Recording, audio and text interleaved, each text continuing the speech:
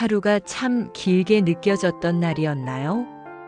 누군가에게 상처받고 내가 한 말에 후회하고 어떤 순간엔 내 마음조차 낯설게 느껴졌을지도 모릅니다.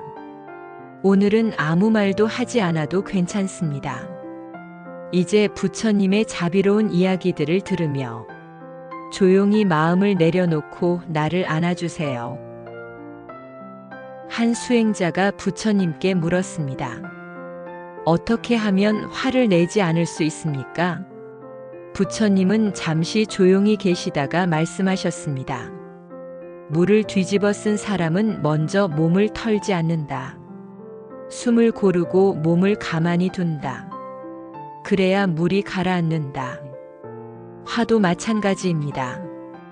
화를 내면 나도 졌고 상대도 졌습니다. 하지만 그 순간 멈춰 서면 분노는 사라지고 고요가 찾아옵니다. 우리가 화날 때 해야 할 일은 화를 내는 것이 아니라 가만히 멈추는 일입니다. 어느 날 한 제자가 부처님께 묻습니다. 이 세상은 왜 이리 불공평합니까?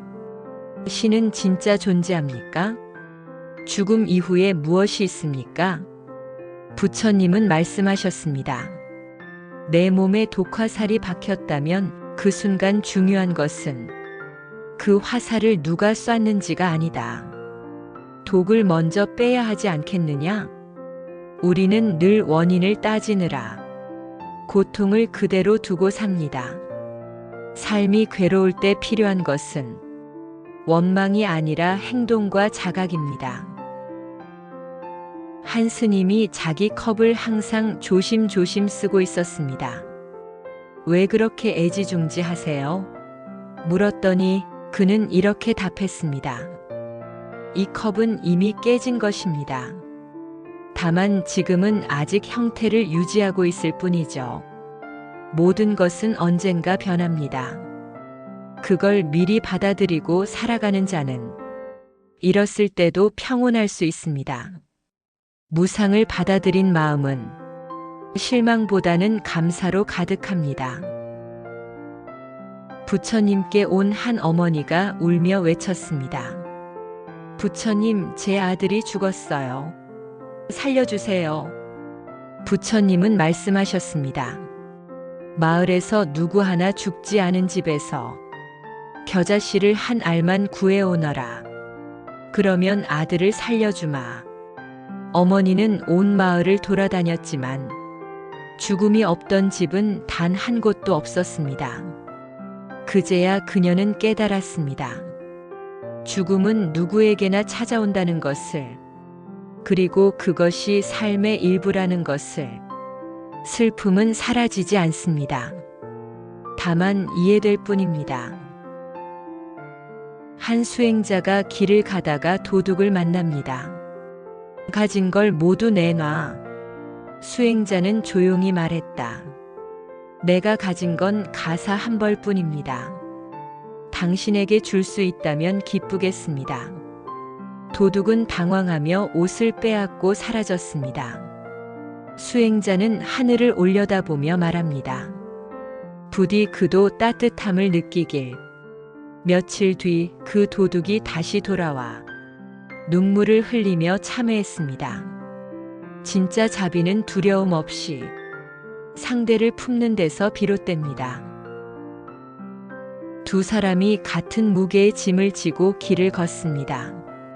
한 사람은 가족을 떠올리며 미소 짓고 다른 사람은 원망을 품고 중얼댑니다.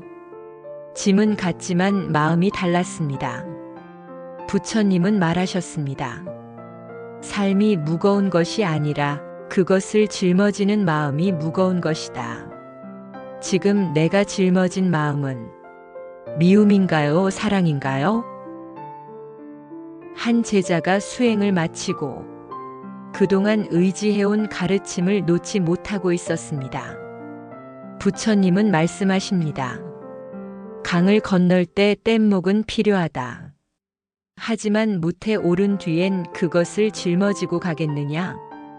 우리가 집착하는 것들, 지식, 인정, 명예, 그것은 한 시기의 도구일 뿐입니다. 지혜로운 자는 적당할 때 내려놓을 줄 압니다. 연꽃은 더러운 진흙에서 핍니다. 하지만 그 꽃잎은 물 한 방울 묻히지 않죠.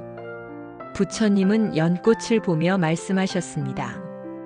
새 속에 살되 새 속에 물들지 말라. 우리가 괴로움 속에 있더라도 마음은 청정할 수 있습니다. 고요함은 조건이 아니라 선택입니다. 오늘 부처님의 이야기들이 당신의 마음을 조금이나마 부드럽게 어루만졌기를 바랍니다. 잠든 사이 고요한 자비가 당신을 깊이 감싸기를 바랍니다.